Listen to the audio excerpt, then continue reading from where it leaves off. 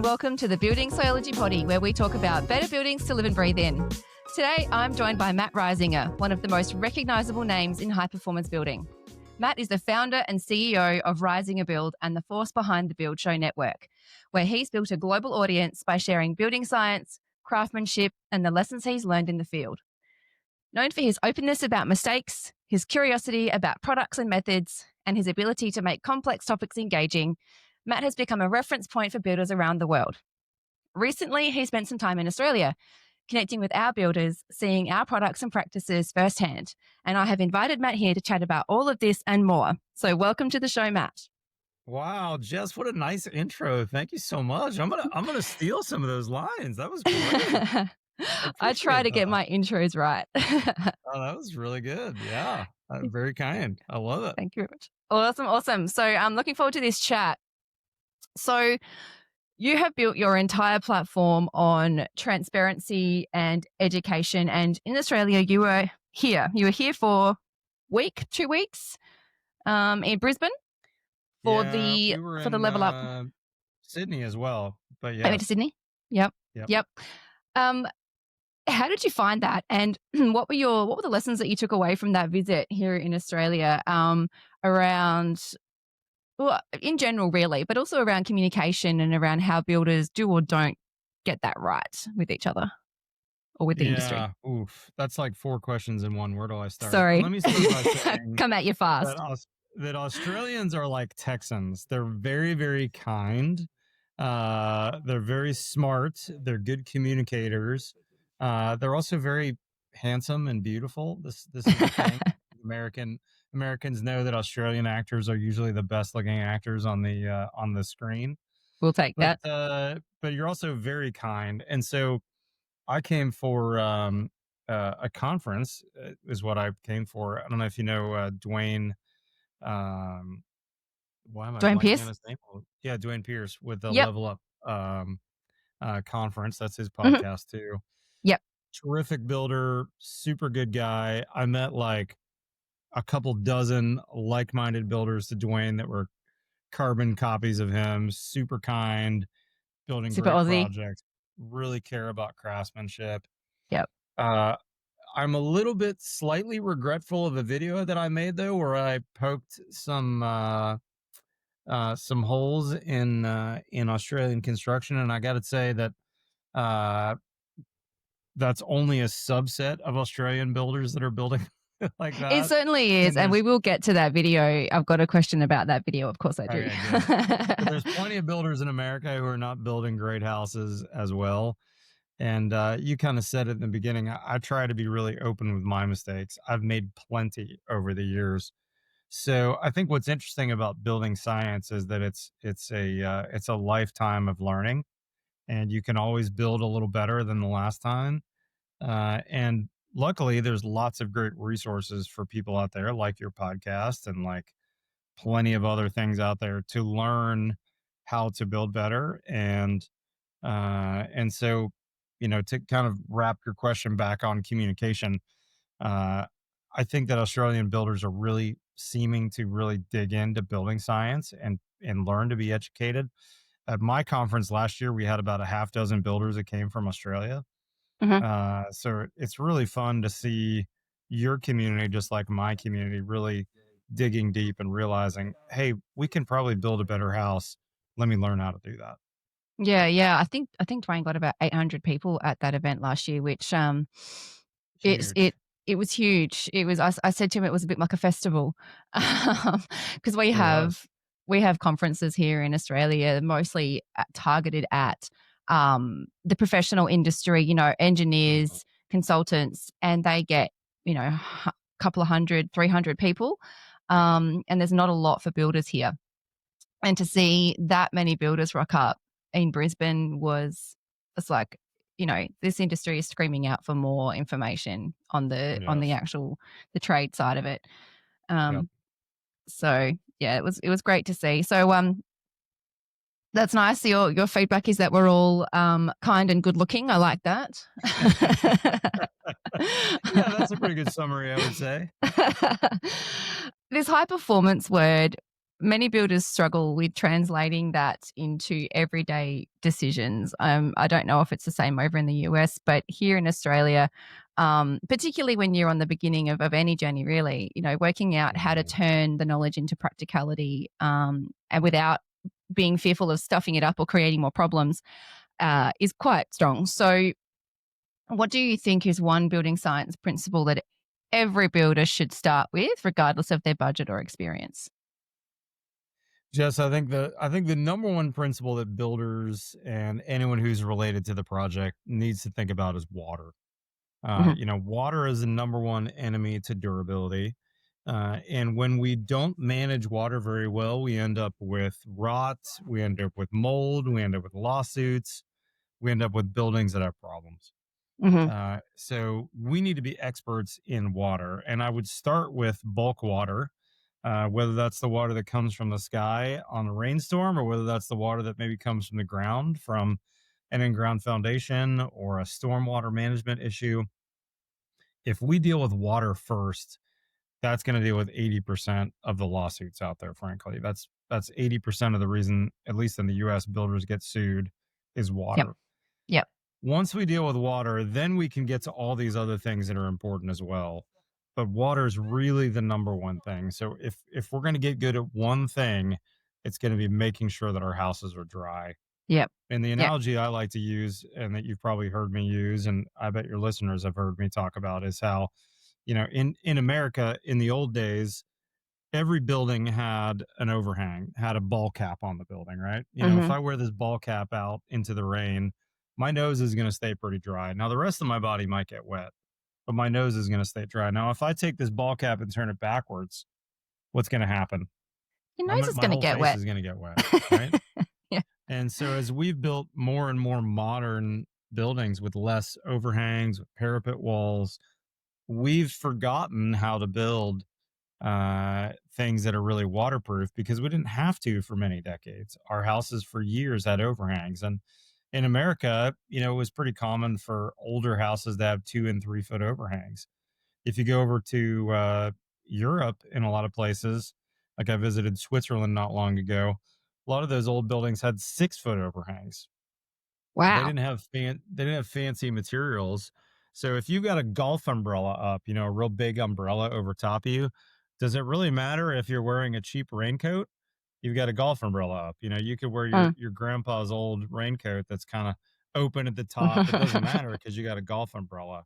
Hmm. But in a modern build, where either you have not a golf, either just a real small umbrella or maybe just a ball cap, how do you stay dry? You're gonna have a Hmm. Patagonia jacket with a hood, Hmm. and when you Hmm. zip your hood up, that hood and that jacket better be perfect. You better not have any rips or tears in that jacket, because now all of Hmm. a sudden we're exposed for the life of the building. And Hmm. now any wind driven water might still hit me in the face, even though I've got a ball cap on, because I've Hmm. got I've got this really tight shell around me. So in modern buildings, modern construction, it's really all about water. If we can manage that water well, we're going to manage 80% plus of our problems, kind of that Hmm. Pareto principle. Hmm. 80% of the time it's water. So if we can manage that, then we can move on to the 20%. Yeah. Yeah. And it just comes from so many places. Like water comes from moisture, vapor, bulk water. There's so many different places it can come from.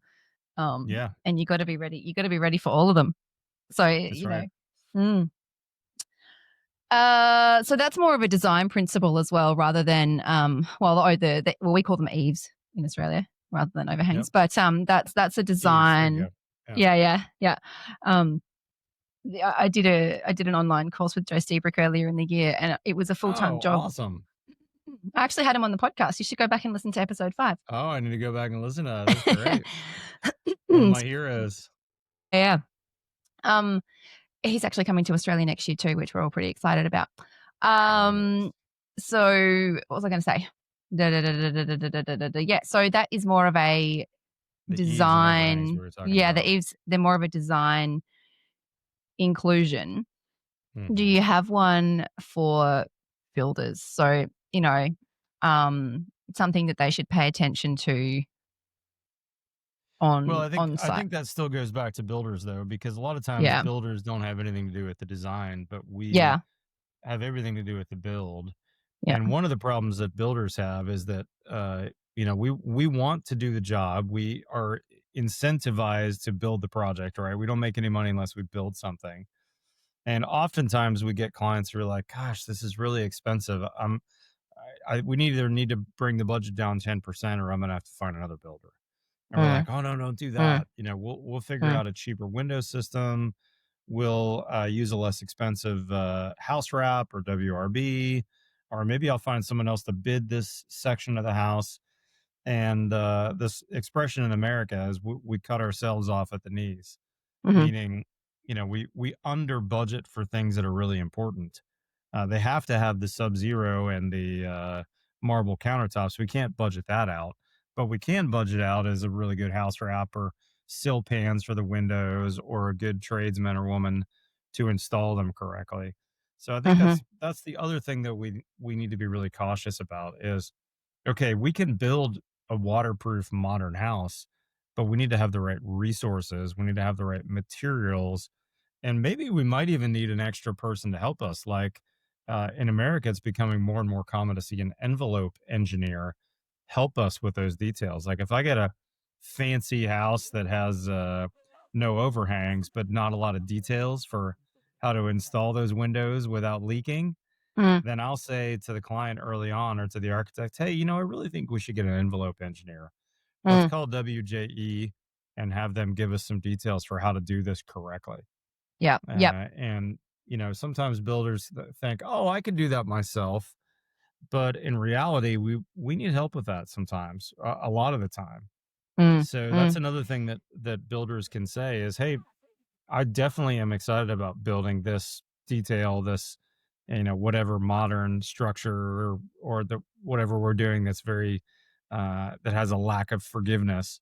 But let's get some outside help on this, and then let's also get them to come out when I've done it, inspect it before we cover it up, so that I have yep. somebody else who can say, yeah, we did that correctly. We can move on. Maybe we do a spray rack test. Maybe we just stand out there with a hose and Mhm. double check from a hose that it's watertight, but we need to do some additional things besides just showing up to the job and saying, "All right, what are we doing today?" Yep. So you're saying rather than an actual detail on the build, you're saying that builders should ask for help more and look outside more and, look for more resources and think outside the square of what they would normally do. That's right. Yeah. Exactly. Yeah. Good advice. Good advice, Matt. Yeah. Speaking of durability, your most recent podcast episode, you talked about durability and serviceability, and you were talking about how houses last hundreds of years. Hmm. So, how do we design and build houses that last hundreds of years? Because at the moment, we're pushing 20, if we at best. Let me go back to somebody you mentioned, this guy, Joe Stiebrick, who is kind Yep. of the godfather of building science in America. He wrote an article years ago on his website, buildingscience.com, called The Perfect Wall. And in the article, he said, this is how you could build a house that would last 500 years.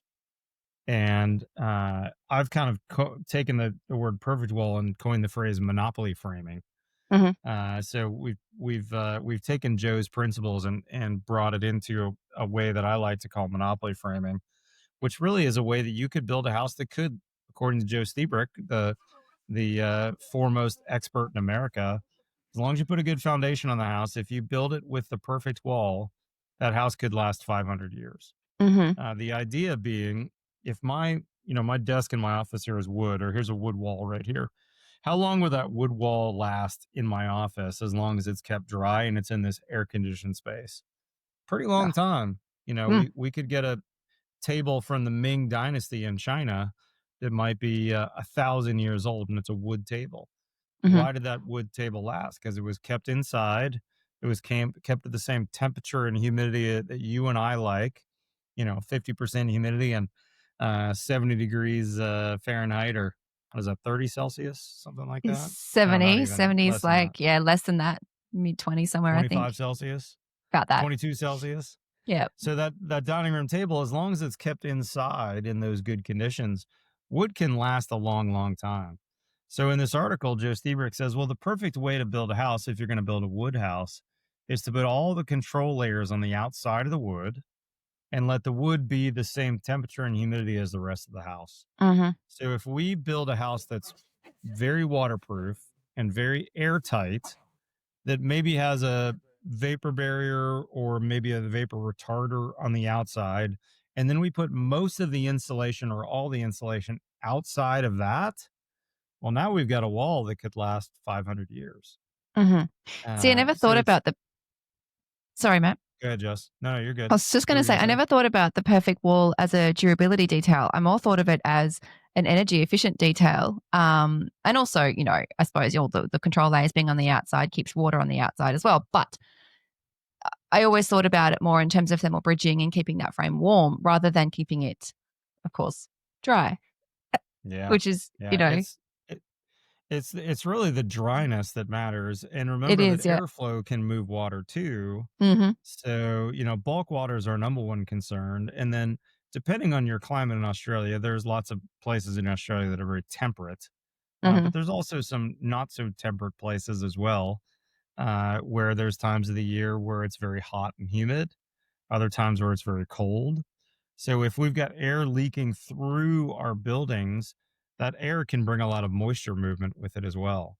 So by building the perfect wall, putting the waterproofing on the outside and the airproofing on the outside, the air Yep. barrier layer, now we can build a wall that's very, well, from a water perspective, very, very tight, which Mhm. leads to a very durable and a very healthy inside, right?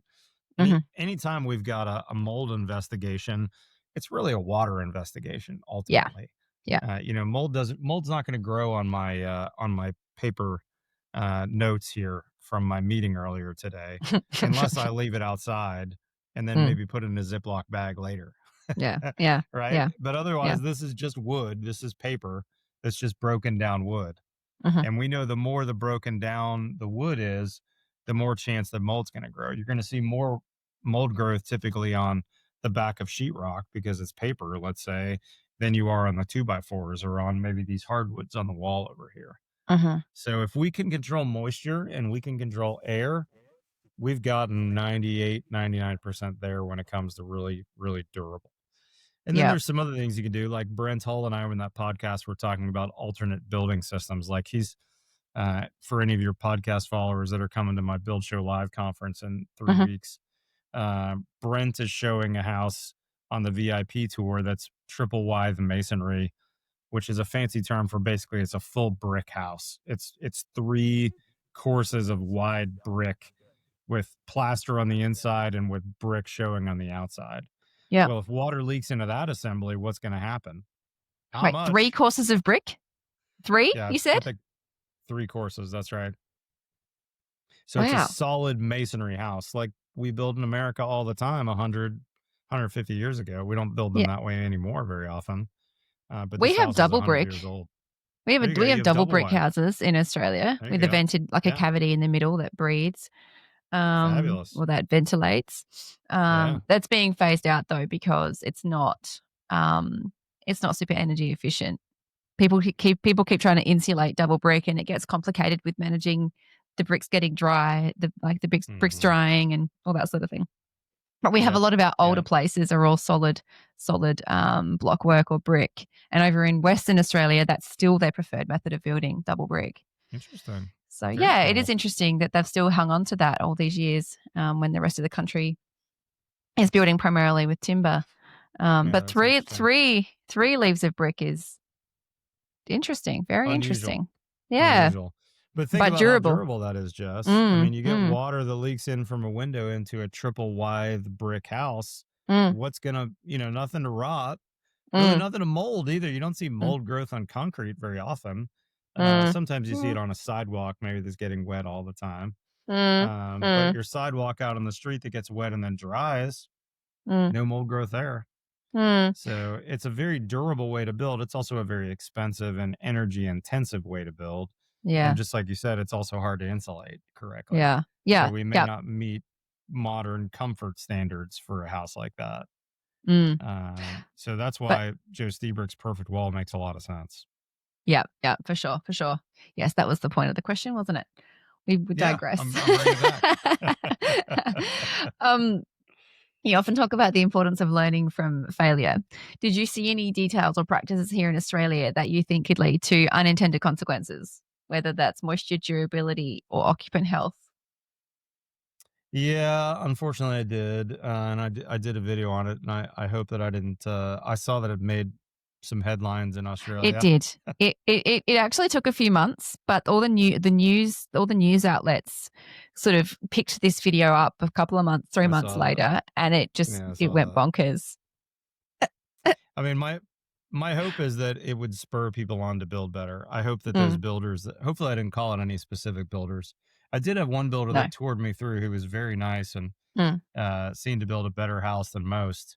But the production builders that I was visiting, I tried to be very specific about not showing who they were. mhm, But really, what I was seeing was houses that were doing some things just as dumb as we do in America. Don't get me wrong; this is not mm, specific to Australia, but ductwork in unconditioned spaces extremely dumb. We do that all day mhm, long. I can go to a house 10 miles from here into construction that's doing that too. That's mhm. really, really dumb. You mean It's a in the roof? guaranteed to find mold. Yeah, A slab on grade house that has the insulation on the flat and then ductwork that goes above the insulation outside of that's the conditioned space.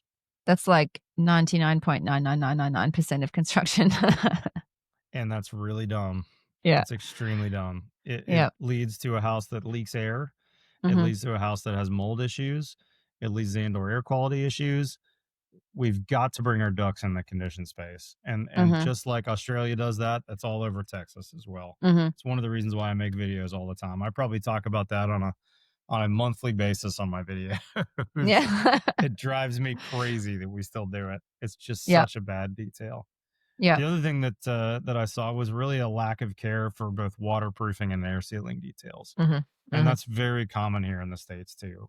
You know, if you go back and see my videos, there's houses in America that are being built with cardboard sheathing, which is just absolutely ridiculous. It's the worst possible Cardboard. sheathing in the world from a structural standpoint, Mhm. and from a waterproofing and an airproofing standpoint, it's ridiculous that we're still How doing that. how is that even on the market? It meets code, believe it or not. From a structural standpoint, you can put this structural cardboard on top of your timber framing, and it will resist enough racking strength to meet code, but it's just a really, really bad detail. Well, we use things And like as a s ply here for that. which I love, that's great, and Yeah, so it yeah, makes it much easier than if you're gonna put plywood up or some type of wood to go over that with, let's say, a peel and stick house wrap, which will yeah, deal with air tightness and water really well. yeah. So that's something that Australia can jump into, and I'm still helping America jump into that as well at the same time. Mm, mm. As a side note, Jess, I've got a building standard coming out January 1. We're going to unveil it as the beta version at my show here in 3 weeks. But look for a brand new building standard called the Build HD standard Okay. that we're going to unveil January 1st. The HD stands for high durability. Uh-huh. You know, there's lots of good building standards out there. There's passive house, and there's pretty good house standards, and there's building codes in America. But those codes generally deal with life safety, health, and energy efficiency. Yeah. They don't necessarily deal with durability. And when it comes to indoor air quality, when it comes to mold risk, when it comes to health concerns and longevity of the house, durability is key, and it all goes back to water. Mhm. So in my standard that I'm unveiling, you'll see we have a heavy focus on making sure that you build a house that's not going to have water issues. Mm, I often I've s I say, I've my the beginning of my better building career started with energy efficiency. And it took me years to get to where I am now, where I think a lot of the industry is still stuck on making sure that the houses are energy efficient and their energy bills are low and their solar panels. And it takes time to get to the point where you're thinking about water and condensation and durability. Well, it took me time anyway. But it is so much more important than energy efficiency. Making So much more important. a house that is healthy and durable is if you had to choose, you would have to pick that over energy, over your power bills. But it's I'll not a pay a higher focus. power bill anytime for a house that's going to be healthy and durable Yeah, any day. it's not the focus, and there's the unintended No. consequences of better energy efficiency that lead to lower durability that become problematic, and people don't know what Yep. they're really choosing. It's time for a quick sponsor shout out. Today's episode of the Building Sciology Poddy is proudly brought to you by our amazing sponsors, Enduro Builders and Climasure. A huge thank you to these incredible businesses for supporting the podcast and helping us spread the word about better buildings to live and breathe in. Your support makes this podcast possible. Please head over to their websites and follow their social pages. Exactly. Many Australians think about better building, passive house, building science as a bit of a European import. As someone who has been to Australia and you live in the US and have probably traveled to many other countries in your career, and you've seen many building practices, what do you think we should keep from Europe, and what should we adapt differently for our climates? And because you've got in America, we've got 8 climate zones here, 8 building code climate zones, and you've got 8 in America as well. Yeah, Sort that's of right. Yeah. similar. So you need varied codes for the varied climates as well. Yep. Yeah. What do you think that we should keep from the European standards? That's such a good question. I love that question, Jess. I've been to Europe several times, and I've learned every time I've been there. I think let me start with a high level. Uh, I love the European mindset of I want to pass this house down to my grandchildren.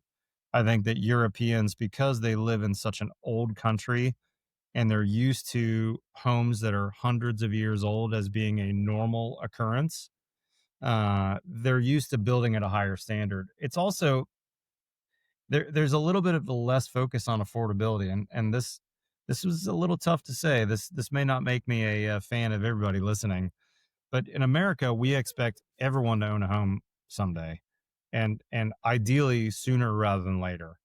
And as a result, we sometimes focus more on affordability than we do on durability, longevity, building good projects. I think in Europe it's a little different, frankly. I think they expect if you're a young 30-year-old married couple that you're going to live in an apartment for some period of time. Mm-hmm. Maybe you won't ever live in a single family home. And that's a little bit different. It seems like in Australia and America, where we're like, Mm-hmm. oh, yeah, everyone should own a single family home. Mm-hmm. But in Europe, when they've got these really old projects, the mindset to me seems like, oh, yeah, I'm going to pass this property, this house down to my grandchildren. Why wouldn't I put copper gutters on or something that's going to last forever, basically? Mm-hmm. And so, as a side note to that, when I went to the Bau show in Germany, this is maybe almost a decade ago now.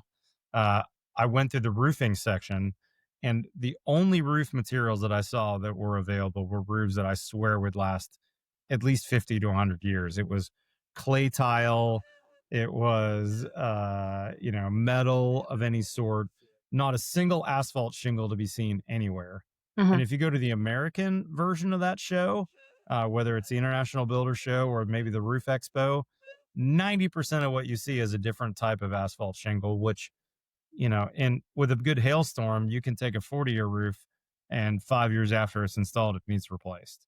Yeah. Wow. So there's a mindset around the Europeans that I really like, which is I'm going to pay for a better product. Long-term I'm a little thinking. older than you are, but like in the 80s, I remember a neighbor of mine bought a Mercedes Benz in this is like 1985 when I was a teenager. That's how old I am. And they specifically 1908. bought Right. it. I was born in the early 70s. But Yeah. when they brought this Mercedes from Germany to where I grew up in the East Coast, I'd never seen a Mercedes before. And they bought it because it was like, oh, we're going to keep this car for a decade or more. And at the time, we were driving American cars that if your American car had 100,000 miles, it was garbage. Like you had to throw it away, basically. It was a rust bolt. It was rusty. It wasn't Mm. worth anything. It was shot. And this diesel Mercedes, like the neighbor had it for 200,000 or 300,000 miles. It blew our minds. Well, then the Mm-hmm. Japanese started doing this too. These Hondas that were built super well in the 80s, Toyotas, they started selling the heck out of these cars because they just were built better. They lasted longer. We Mm-hmm. haven't done that with houses. We still build houses in America and frankly Australia in some respects like we did in the 1970s. They might Uh-huh. have nicer countertops and better appliances or nicer appliances, but you know what? They're really fundamentally built the same way as they were in the 1970s. And Uh-huh. we wouldn't accept a 1970s car today. Maybe for nostalgia reasons, we might want one, but I guarantee you my clients wouldn't like the air conditioning system. They wouldn't like the suspension. They wouldn't like the gas mileage. They wouldn't like any of these other things about this 70s car. It wouldn't be as safe as a new Mhm. car. So the car industry has every year innovated and built better and better cars for not that much more money than a car built 50 years ago in the scheme of things. But yet home builders are 30, 40 years behind easily. And Mhm. honestly, I think that's true in Australia as it is in America. And in Europe, they're not that way. They've innovated. They have really part of it's because they've had crazy high utility bills. You know, a gallon of gas in Europe is what, $15 or something, and for me it's $3 in America. So they've had to Wow. do some of this, but this whole mindset of I'm gonna buy something and I want it to last. I really resonate with that, and I really Mhm. really like that. So when it comes to Europe, there's a couple products that I really like, including some of their focus on air tightness and Mhm. WRB, weather resistive barrier, waterproofing. Windows, they make some excellent glazings out Mhm. of Europe. Am I going to build a house just like I do in Europe, just like they do in Europe? No, not necessarily. But again, if I have this mindset like, hey, how could I get this house to last? How could I build it using the same basic things? Insulation in Europe's not that much different. Framing, maybe a little different, depending on where you are. There's some places in Germany where they still build full masonry construction with exterior insulation. But my point, Jess, is that they've got a great mindset for wanting to build things that are going to last and frankly being willing to pay for it. Mhm. Mhm. I was in Italy and Ireland earlier in the year, and I don't think I saw a single timber frame building the entire time I was there. And there's Crazy. actually not that much construction going on in Ireland. I think it's pretty hard to sort of buy land over there. It's all family owned and all that sort of thing. And Yep. it's passed down through generations, so it's not super easy to get land and build. But the projects I did see insulated concrete, so externally insulated concrete, which was very exciting for me because Oh, that's cool. we don't get much of that here in Australia. Yeah, we do not. And I saw in Italy, what one interesting thing that I saw in Italy was, we are talking earlier about eaves and overhangs and waterproofing and durability and flat roofs and all that sort of thing. Over in Italy, it was all flat roofs. Like, there was just a sea of flat roofs everywhere I went, and I couldn't quite understand that. I mean, I think maybe they use the flat roofs as living space, um, but I couldn't quite understand, given that we give flat roofs such a hard time here in Australia for being a really not durable detail, and there's no eaves Yeah. over there. It was all it's all, I Parapets. but it yeah, but it works. It works, Yeah. Were they and all masonry construction though too? yeah, yeah. Yeah, that's part It of was it. heavyweight. That's all Yeah. masonry construction. Y yeah. Yeah, it's just so And different, and also I there's frankly more durable flat roofs out there too. I mean, we tend to use really thin TPO in Texas anyways for what's flat that? roofs, which it's a type of flat roof membrane that really only lasts about 15 years before it needs replaced. Mhm, And there's a system out of Germany called Kemper, mhm, which is what's used on like New York City plaza decks for waterproofing. That's 4 or 5 times more expensive, but will last 3 or 4 times longer mhm, than a standard membrane. So there are better materials out there for flat roofs. mm. It's just a matter of Oh, being willing to pay for them and research them. we do them really poorly here. Colorbond sheeting, which is like a metal sheeting, which is very Yep. durable. It's extremely Yep. durable, um, but everything that goes underneath that is sort of poorly specified and assembled for the most part, Yeah. and, Yeah. yeah. Next question. So your answer to that question is a mindset of I, durability. I think that's right. Yeah. A Yeah. mindset for longevity and durability is really Yeah. pretty cool. But in terms of actual products, They're really on the forefront for a lot of WRB products, tapes and sealants. Um, my fresh air system at my personal house is from a Swiss company that's made in Switzerland, and they've Yep. got some of the world's finest fresh air systems. They've been building airtight for a lot longer than we have in America. So, I'm not in any way trying to disparage the passive house standard. I think there's lots of good things with it. But the standard that I'm coming out with goes beyond just energy efficiency. And in fact, Yeah. energy efficiency in my book is in some places it can be really important to prevent condensation, depending on which market you're in. Hmm. But in other places, just like you, I think you can focus on energy efficiency to your detriment. Yeah. Do I want to buy a really efficient house or do I want to buy a really healthy house? Yeah. And if I had to choose, I'm going to choose the healthy house, maybe even if my energy bills are higher, frankly, Hmm. because I want a Hmm. house that's really well built and really durable, but maybe not as efficient. And that's okay. 100%. I would agree with that. So, actually, yes, I didn't actually quite ask you about this durability standard. At the HD standard, have you got any information you can touch on about that? Yeah, I mean, When I it's briefly coming out mentioned this. and It'll mm, be out January 1. mhm. We're unveiling a beta version at the Build Show Live conference and soliciting some more feedback. We've been wrestling with some of the things like, hey, what do we do with this? For instance, it's a non-negotiable for me to have all your ducts in the air conditioned space, and it's a Yeah. non-negotiable to have sill pans under your windows and doors and sloped sills and uh, air sealing super important. But do you need a point 0.6 ACH 50 that Passive House requires? I'm not sure you do.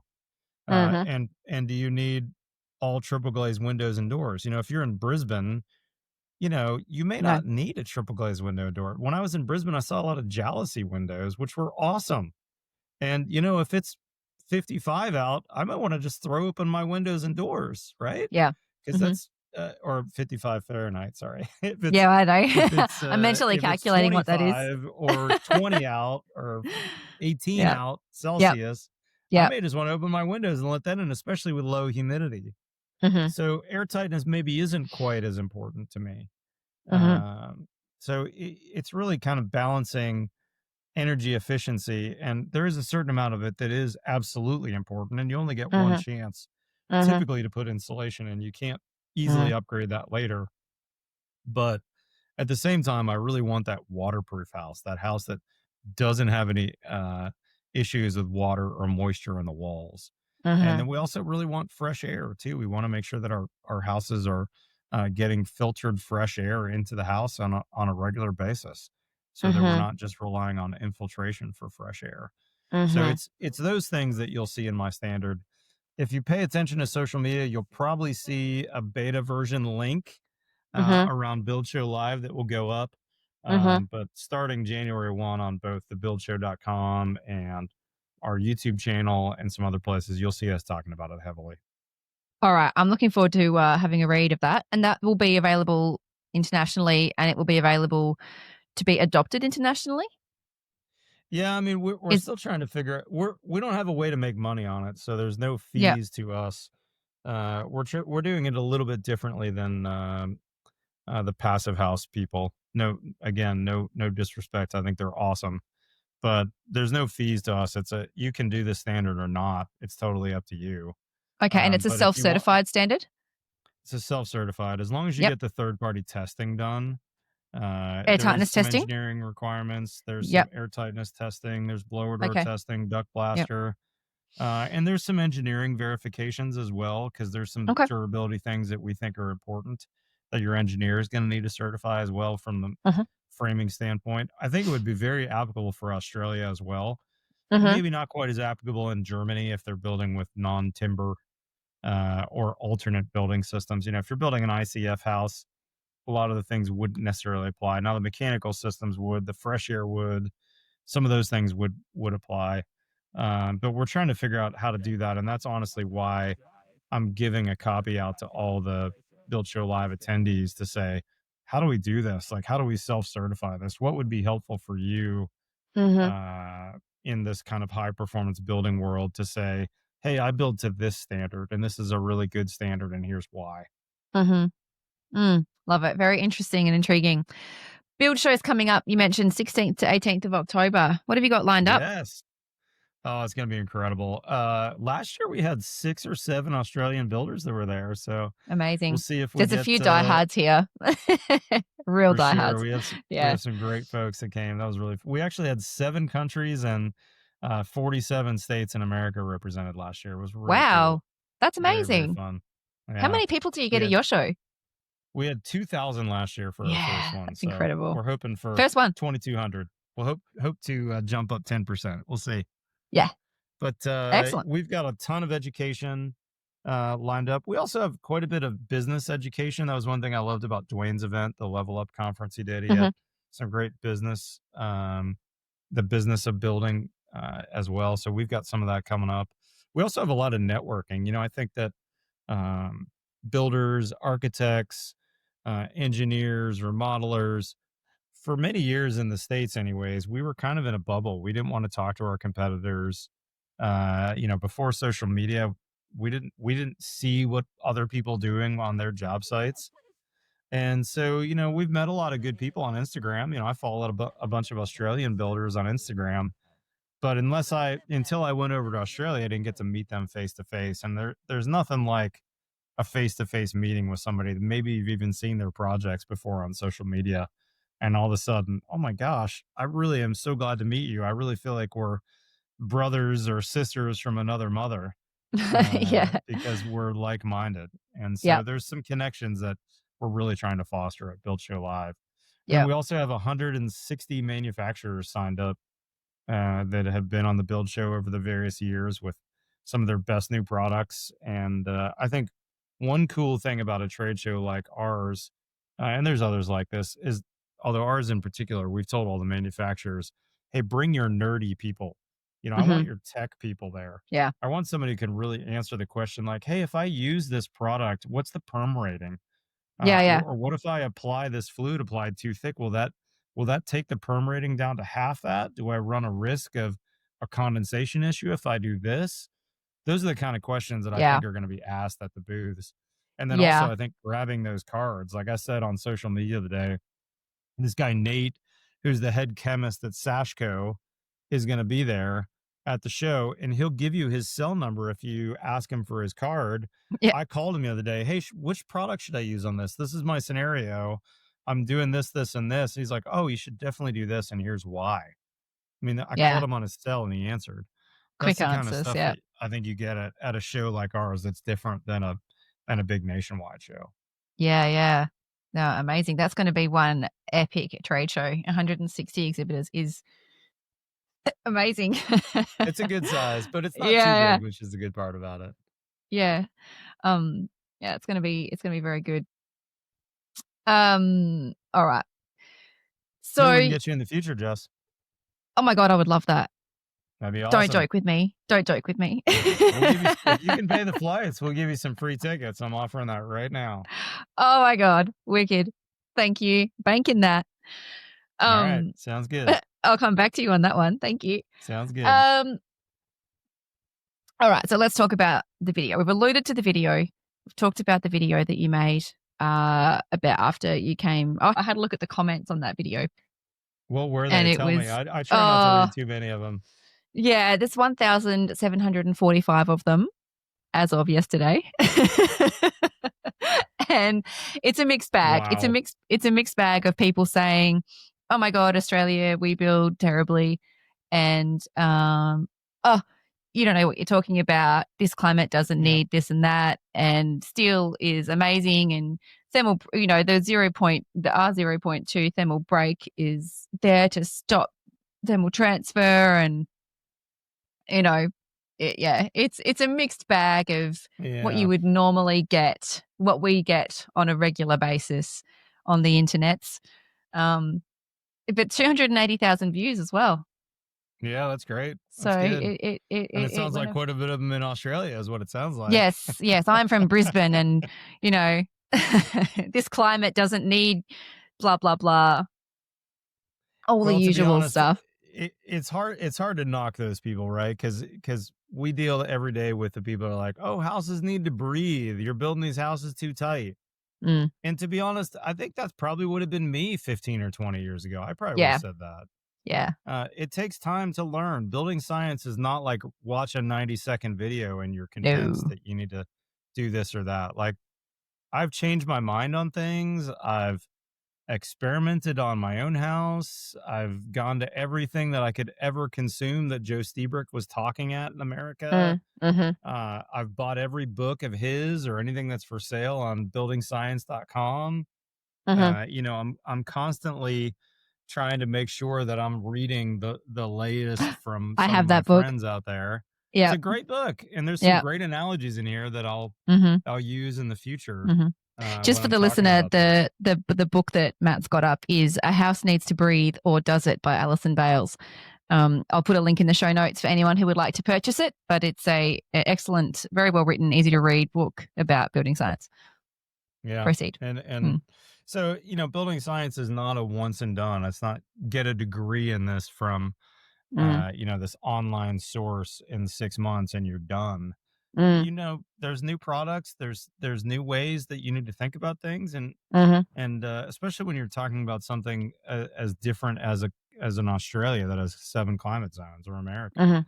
right? Mhm. If I make a video about how I'm doing something in Texas, I need to be cautious that someone watching that in a real cold climate doesn't go, oh, what about, you didn't do this or that, or will that cause, this or that unintended consequence? Well, Yep. it's hard to engage in a dialogue with somebody who is not in the industry, or Yeah. just doesn't have a good education Yes. in the topic of building science. And so, Yes. as a side note, I don't know if you've seen this, but Jess, on our website, thebuildshow.com, we actually have now 3 modules called Build Science 101, 201, and 301. And it's our way to help educate the industry, starting at a very, like, 101 is filmed that like a high school student could watch it Mhm. and understand what we're talking about. And then as we go down the line, we get progressively more into the details. We actually have already filmed 401, and Mhm. it'll be out hopefully before the Christmas time holidays. Mhm. And we did it in a way that we could make a quiz at the end of each 20-minute video, so we could say, hey, do you understand these concepts? Like, Mhm. multiple choice, A, B, C, or D, what's correct? Yeah. And if you answer the quizzes correctly, you get a certificate at the end that says, hey, I passed Build Science 101, 201, 301. And I've never said this publicly before, but another thing we're looking to do starting in January is actually publish the people that have passed that. Mhm. Because all the time I get questions like, hey, do you know a good builder in Tupelo, Mississippi? And I'm like, I mean, I don't know someone there. I'm so sorry. But now I could say, hey, I don't know a builder there, but you might look on our website. It's broken down by state or by county. And here's all the builders that have passed 101 through 301 build science. Amazing. That's Amazing. at least a good reference to say they're consuming build show content. Or maybe when Mhm. our building standard comes out, we'll say, hey, here's builders that have signed on that say, hey, I can build to this standard. I can build you a Yeah. house that meets these standards. Yeah. So we'll see. I'm trying to figure that out. Yeah, we're desperate for resources that Indeed. yeah, that easily compile all of the people that you need in one place. We have in Adelaide specifically, we have a book called the Green Book. There's an organization called the Adelaide Sustainable Building Network, and they've put together a green book, which is all the local architects Oh, and builders and cool. consultants that work in this space. But that's yeah, it's that those sorts of resources are hard to come by. So I'm sure a lot of people will find that very useful. Yeah, I hope so. I'm Yeah. figuring that out right now. Yeah, awesome. Awesome. You're doing a lot of great things, Matt. So what advice would you give to Australian builders and designers who are pushing ahead of that curve without much local support? Oof. Gosh, that's a hard one, Jess. I mean, one good thing is that true wood houses, timber built houses, that is, they're actually pretty dang forgiving. Uh, Metal framed houses are less forgiving. So that's one reason why at least in that video, was like, gosh, I'm a little worried about this. Mhm. Uh, they're frankly just less forgiving. Wood, as a building material, is pretty incredible. I mean, God designed this tree that could suck up moisture 200 feet in the air and feed the entire tree, cut it down. And as long as it's in your living room and it's kept dry, it can last for almost forever. Mhm. And it's pretty easy to work, and it's relatively lightweight compared to steel and some of these other building materials. And oh, by the way, it's carbon sequestering and all these other good things that happen with trees and trees that grow and that are cut down and regrown. Mhm. But it generally is a pretty forgiving material. So as long as we're using wood as a baseline, frankly, we have a little bit of a leg up on some of these other building materials that are a little more exotic. Mm. Let's put it that way. Mm. Wood can be very forgiving. Wood can absorb moisture and let it go. As Mhm. long as the drying rate is Yeah. bigger than the absorption rate, we're going to be okay. Mm. So, if we build a wood frame house and we keep it dry to begin with, and we do a really good job on the WRB, this is kind of back to the beginning of the podcast where I said the number one thing we need to deal with is water. If we Mhm. build a wood framed house and we keep the water off of it on the Mhm. outside, we really focus on our WRB. We consider going to, let's say, a peel and stick WRB. We do pans for our windows and doors. We allow them to leak onto the WRB, but then move to the outside of the building. Beyond that, shockingly, that's 80% of the problems, Yeah. right? Yeah. As a side note, I thought it was, you may have I peeked at your questions ahead of time, so you may still be asking me this. But one Mhm. detail I loved in Australia that I thought was fabulous that seemed to be in the Australian building code was that floor drains were required in bathrooms. Yep. What a fabulous detail! You know, what rains more than your shower in your house, right? No climate in Australia is any more rainy than any given master shower that's dumping an inch a day or 2 inches a day of water onto the floor. Yep. So to put a floor drain in, that's an incredible detail that's not done on all but the top 0.0001% of homes in America. So the fact that Interesting. you guys have that as a standard feature, that's wonderful Mhm. and will Mhm. prevent a lot of problems and frankly Mhm. just a lot of plain old insurance problems. Most of the time when you have a flood, it's a super expensive insurance issue. Mm. But by putting a floor drain in, you could probably stop 80-90% of those floods Mhm. from happening to begin with because they go down the Mhm. drain and they're never an issue. Mhm. So you guys are pretty smart by putting that in your code. I would like to see that get adopted in America as well. That's actually in my Build HD standard. Yeah, nice, nice. That's cool. You're taking things from like your international experience as well. That's cool. That's cool. Yep. Um, Yep. I think the thing that most builders are worried about in Australia when they progress to this level of building is condensation. So I think keeping bulk water out and all that sort of thing is really vital, really important. But it's Yep. not as Yep. scary as the unknown of condensation. So they're all worried about Yeah. roof ventilation and they're worried about, trapping moisture inside walls and vapor drive and they start freaking out about that sort of thing. So that's, a huge motivation for me in what I do in my work is, you know, educating people on how to mitigate those risks so they're not so afraid to keep going, keep improving. Yep. Is that the same in America? The condensation fear? Yeah, for sure. And it is a legitimate fear. But again, kind of going back to what we talked about earlier, have you heard the word the Pareto principle? If I say that, you know what I'm talking about? Pareto? Nope. It's this old adage that 80% of the problems are caused by 20% of the Oh, issues. yes, yes.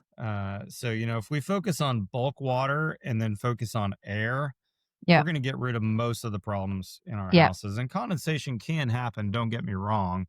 But the amount of vapor failures I've seen in houses, I can count on less than one hand. And in fact, Mhm. I asked Joe Stiebrick one time at dinner years ago, "Hey Joe, what have you seen on vapor failures?" And he said, "Matt, I think he actually was the one who said this. I could count the vapor failures on one hand.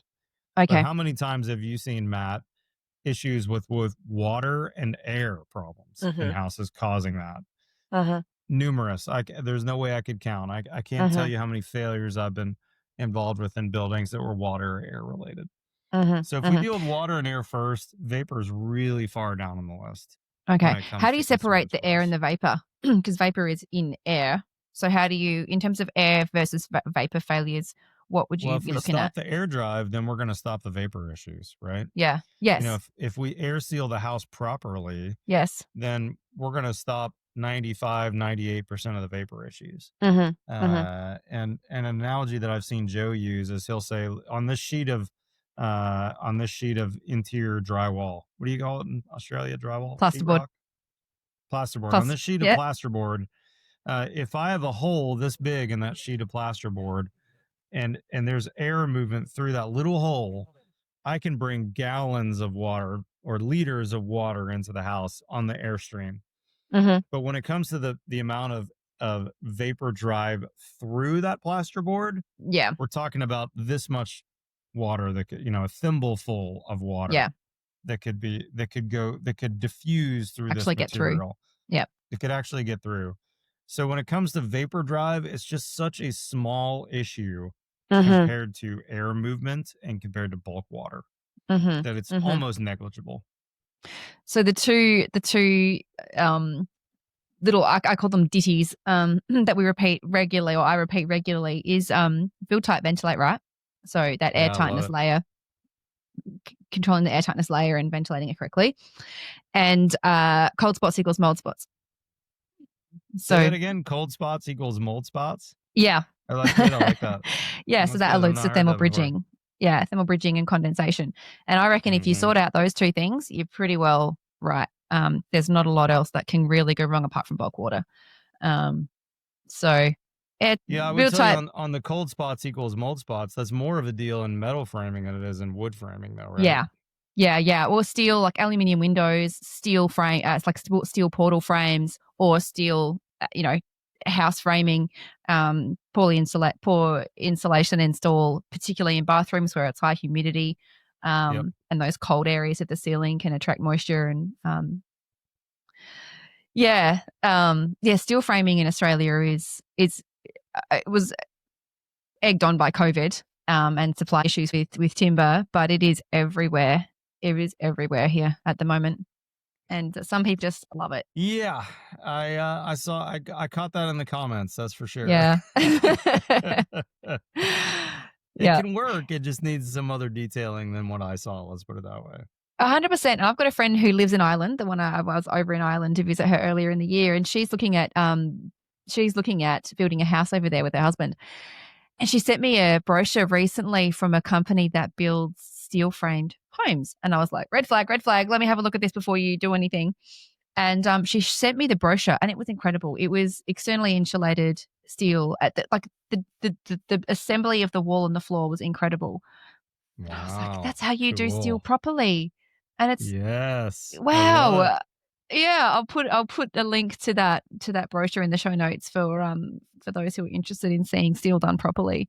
Um, but I was like, green tick, go for it if this is what you want. That's a durable frame that's going to be comfortable and well detailed. Yep, So yep. yeah, yeah, Pretty awesome. I was impressed. That's Okay, cool. so last question, Matt.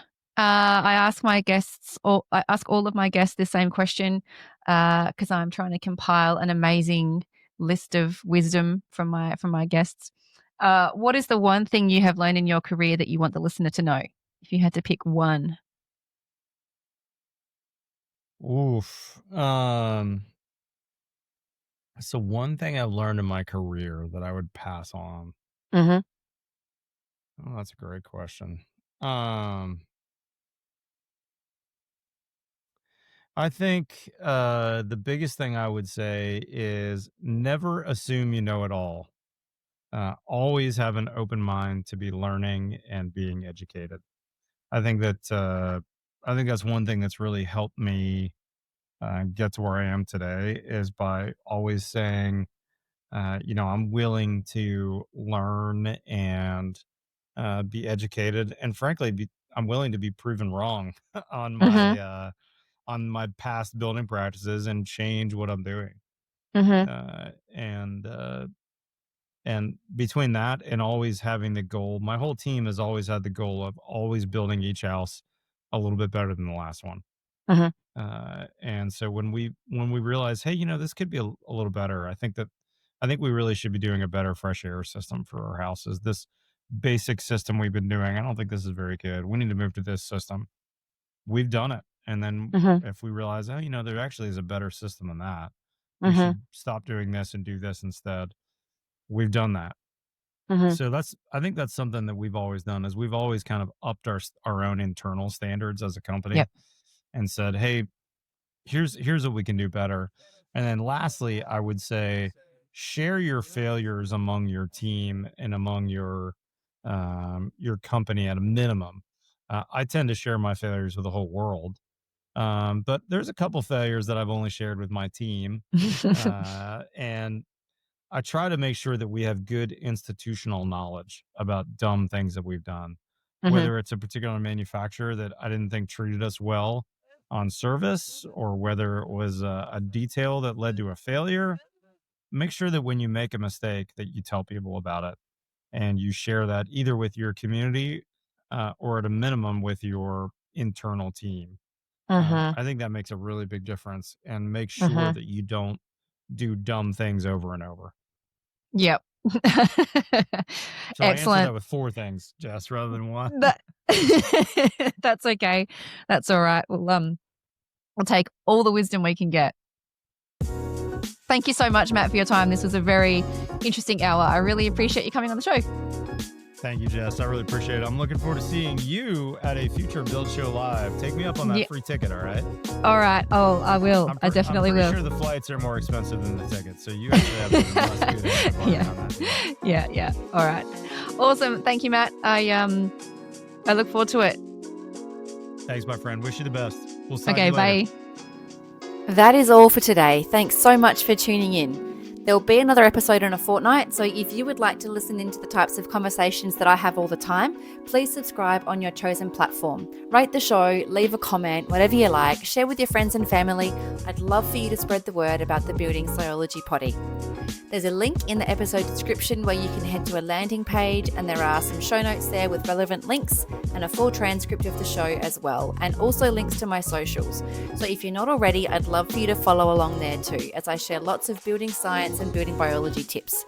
There's also a contact page where you can send me an email or even a voice message. So if you've got questions or suggestions or guest ideas, I'd love to hear from you. I want to know what you want to know, so please get in touch with me. Thanks again. I'll be back in 2 weeks, so until then, happy healthy building.